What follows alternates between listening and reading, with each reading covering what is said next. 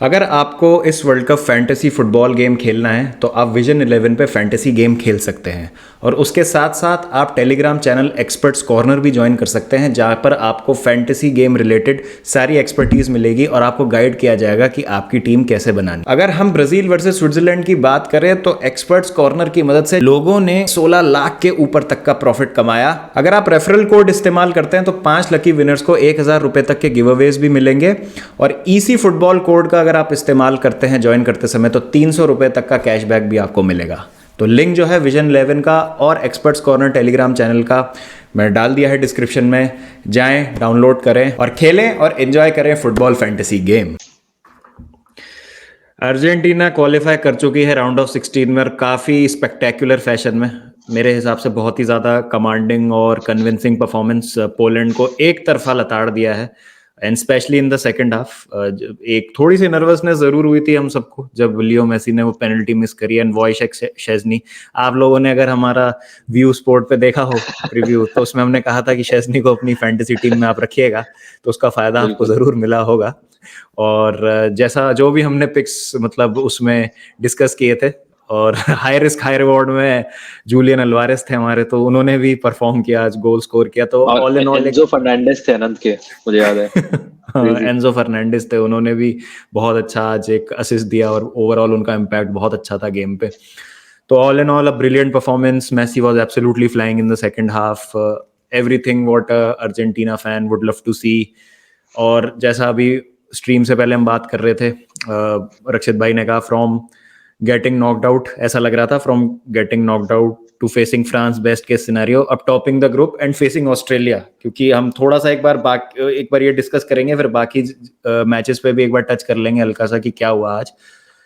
तो अर्जेंटीना और पोलैंड आ चुके हैं। थोड़ा सा मुझे मेक्सिको के लिए खराब लगा जिस तरीके से उन्होंने फाइट किया सऊदी अरेबिया के against, and they were that close to qualifying और बहुत चीजें जो है बराबर हो गई थी। येलो कार्ड्स पे आ गई थी बात। Poland had lesser yellow cards एक टाइम पे, बट वो सऊदी अरेबिया ने गोल स्कोर करके एब्सोल्युटली दे मेड श्योर कि पोलैंड आर गोइंग थ्रू। तो सबसे पहले तो रक्षित भाई आप बताएं, मतलब ऑब्वियसली फीलिंग तो बहुत ही अच्छी है, बट नर्वसनेस हुई जब पेनल्टी मिस हुई मेसी की? थोड़ा सा लगा कि this might not be the day. बिल्कुल लगता ही है। एंड मतलब let's get the penalty out of the way firstly, because जब भी मेसी पेनल्टी लेते हैं मैं बहुत नर्वस होता हूँ, because he is not a very good penalty taker. काफी हाई प्रोफाइल पेनल्टीज मिस करी हुई हैं ओवर हिज करियर, एंड मतलब he is good at so many things and penalties is definitely not one of them. Definitely not one of them. And मतलब शेजनी वैसे भी इतने imposing figure हैं, हम पहले बात कर चुके हैं उनकी पेनल्टी सेविंग एबिलिटी के लिए। So if he guesses the right way, normally ends up saving it. मतलब उनका reach is so good and brilliant anticipation as well. So anyways, हाँ, इट वाज फ्रस्ट्रेटिंग बिकॉज इतना डोमिनेशन था match में, पूरे match में फर्स्ट मिनट से last तक। So I was just frustrated कि somehow they will find a way. Lewandowski, we spoke about the fact कि थोड़ा half chance मिले तो he can probably punish Argentina. And the other match was also 0-0. One Saudi goal, I don't know. It was very tricky. So जो first minute after half time goal score किया McAllister ने, वो I think settled everyone down.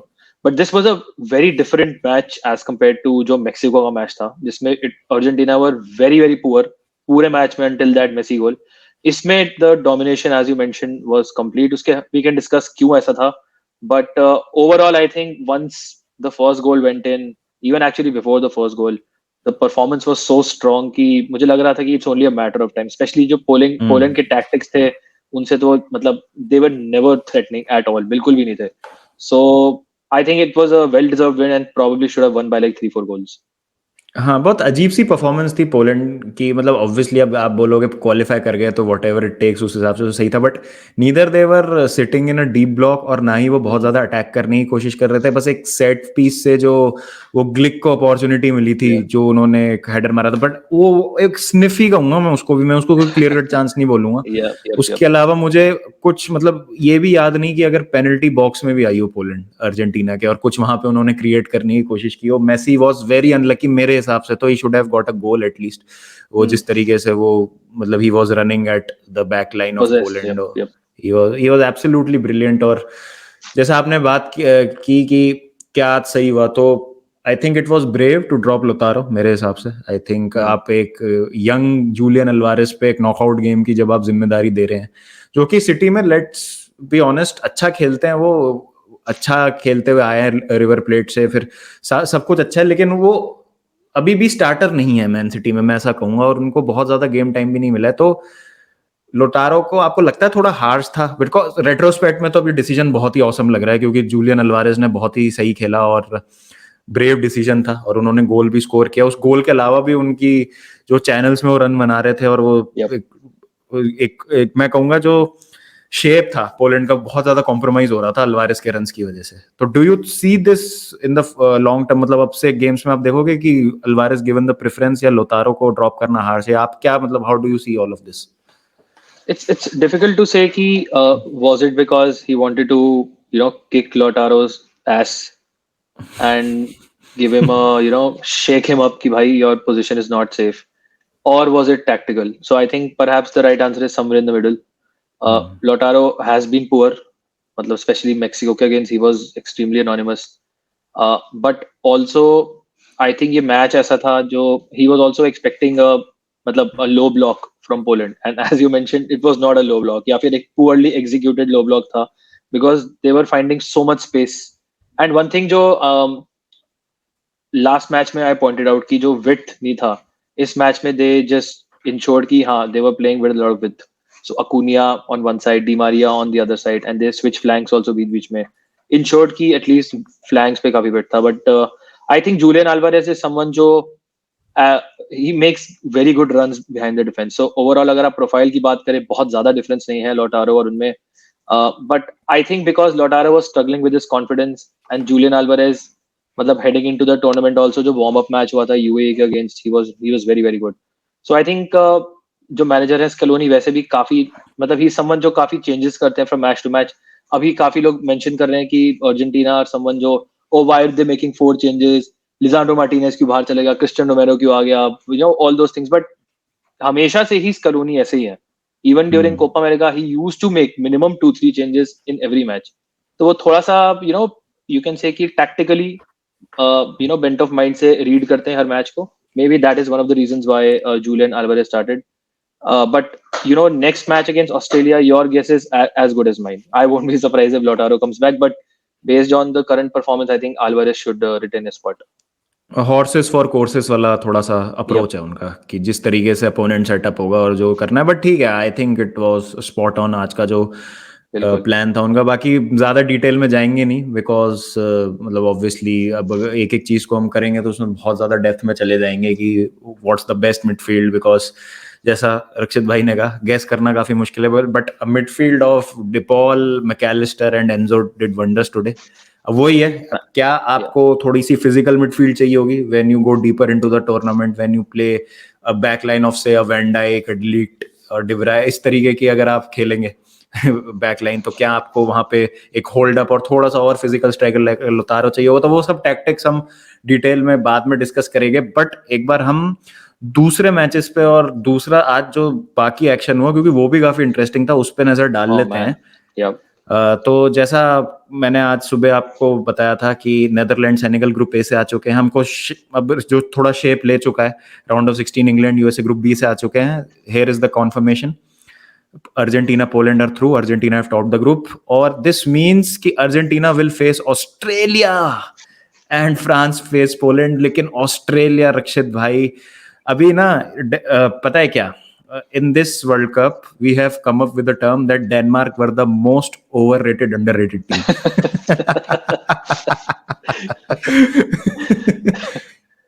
क्या हुआ? What happened with Denmark? So bad. आज मतलब randomly Twitter पे मैंने एक क्वेश्चन पूछा कि अभी तक which team has been the worst? तो is it maybe Qatar because they've lost all 3 matches, or is it someone like Denmark जो मतलब एक पॉइंट आप देख सकते हैं पिकअप किया है इन ग्रुप में, एक पॉइंट और एक goal scored, that two was by Andreas Christensen on a set piece. Christensen और असिस्ट बाकी एंडरसन का था. 2 सेंटर बैक्स बेसिकली इन्वॉल्व थे. Man, they were so poor. They were so poor. मतलब आपको याद होगा कि उन्होंने नेशंस लीग में 2 बार फ्रांस को हराया था, away from home and at home.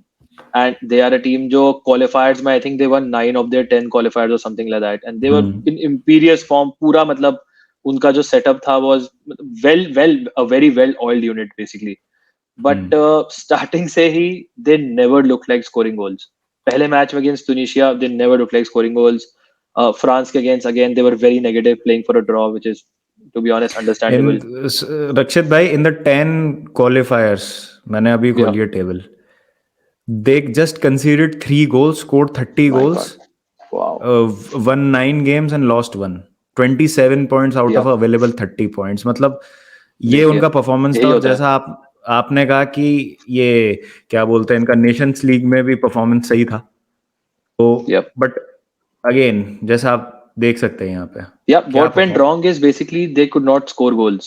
तो उनके आप स्ट्राइकर्स देख लीजिए कितने ट्राई करें, कॉर्नेलियस से लेकर मार्टिन ब्रैथवेट से लेकर Kasper Dolberg, and none of them came even close to scoring, to be honest.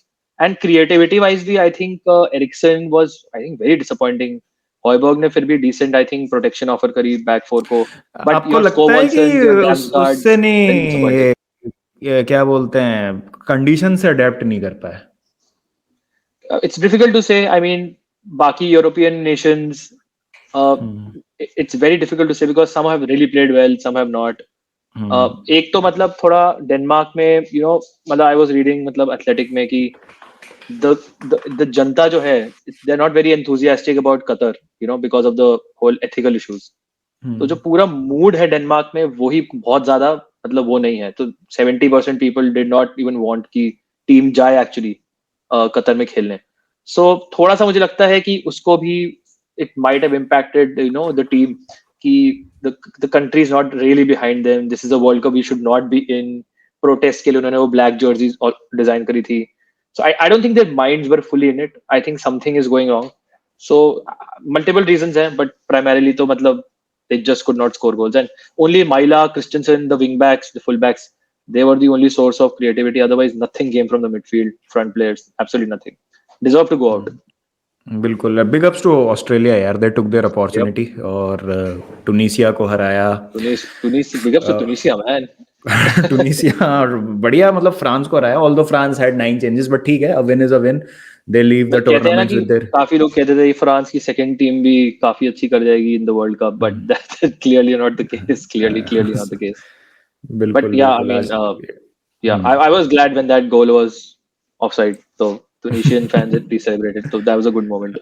हाँ, बट अब देखिए कि सेनेगल क्वालिफाई कर चुकी है. Morocco has a really good chance if they don't mess it up against Canada. They are basically through. ज्यादा उसमें कोई दिक्कत है नहीं. टुनीसिया ने अच्छा खेला फ्रांस के अगेंस्ट, आई थिंक बहुत अच्छा है ये. और घाना के पास एक बहुत अच्छी अपॉर्चुनिटी है to go through in the round of 16. तो यहाँ से मतलब ऑब्वियसली सिर्फ अगर मैं AFC से बात करूं, एशिया एज अ कॉन्टिनेंट नहीं, AFC से ऑस्ट्रेलिया ही अभी तक कंफर्म हुई है. तो guys, Australia plays in the Asia Cup. मतलब वो ये ज्योग्राफी नहीं पता बाबा तुमको, ये वो. तो ये है. एक बार बाकी ग्रुप्स में अपन जल्दी से सिचुएशन देख लेते हैं. तो ये जो है सबसे अभी लजीज ग्रुप है. इसमें चारों टीमों का चांस है अंदर आने का और चारों टीमों का चांस है बाहर जाने का. अगर जापान कोस्टा रिका हरा देती है इन दोनों को तो ये दोनों आ जाएंगे, स्पेन जर्मनी बाहर हो जाएंगे. स्पेन जीत जाती है जापान से, जर्मनी हरा देती है कोस्टा रिका को, जर्मनी आ जाएगी. Costa Rica can potentially reach the round of 16 by just having 2 shots on target. They had only 1 shot on target in their win against Japan. But देखते हैं यहाँ पे क्या होता है. If Japan pull a draw तो Germany पे फिर आएगी कि गोल डिफरेंस पे बात, वो कोस्टा रिका को कितने से आता है. तो हर तरीके का परम्यूटेशन कॉम्बिनेशन पॉसिबल है. इधर भी ये 3 टीमें कंटेंशन में है. This group is fascinating by the way. I think Belgium are in trouble. Belgium will go out. जैसा आपने कहा ना, एक वो feeling and vibe around Denmark was not right. Same is the case with Belgium. I feel वो ऑल्टरकेशंस की reports आ रही हैं और फिर केविन डी ब्रुयने साफ ही बोल रहे हैं इंटरव्यू में कि हम तो बहुत ओल्ड हैं, we are too old to win the World Cup. ऐसा थोड़ी होता है यार. मतलब काफी ब्लेम गेम चल रही है. Players are fighting amongst each other. Never a good sign. Roberto Martinez has to be blamed मेरे हिसाब से. तो manager has to control all of those things. एक ही काम तो होता है मैनेजर को, बेस्ट प्लेयर्स मिलते हैं उस कंट्री के, एक ही तो काम होता है. और फिर some of the appalling decisions, Trossard को ना खिलाना मेरे तो समझ के बाहर है. बिल्कुल एब्सोल्युटली. ब्राजील यहाँ पे क्वालिफाई हो चुकी है, इधर भी Switzerland, Cameroon, Serbia. Switzerland Cameroon Serbia का क्या प्रेडिक्शन है आपका? Switzerland need a draw. I think Serbia बहुत will beat मुश्किल them. है। I think Serbia will beat them. I want to say I Serbia love will Serbia. beat. I love Serbia. I also really like Serbia, but the thing is, Switzerland are too good defensively. They're very good. So if they are to hold on ना, मतलब Switzerland is a team जिस पे आप कर सकते हो कि मतलब कर ले, बट अगेन सर्बिया के अगेंस्ट काफी मुश्किल होगा। I will go for a draw in this one. मुझे लगता है निकाल लेगी स्विट्जरलैंड। इनका भी मैं देख रहा था कि अपेरेंटली डूसान व्लाहोविच ने he basically cheated on the reserve goalkeeper of Serbia, basically by screwing his wife. That's why apparently why is not starting. So अलग ही अरे स्कैंडल भाई निकल गया था वर्ल्ड कप यार, से। क्या भाई यार, ये So, तो Courtois and De Bruyne all over again. exactly. देखते हैं क्या होता है। Portugal are through, Ghana, South Korea, Uruguay, इधर भी तीनों टीम्स का चांस है। क्या लग रहा है इधर आपको? Man, I think Ghana, Ghana. Uruguay, man, there'll be fireworks. There will be fireworks. Oof. I don't know. मतलब I think my mind and heart both say Ghana will go through.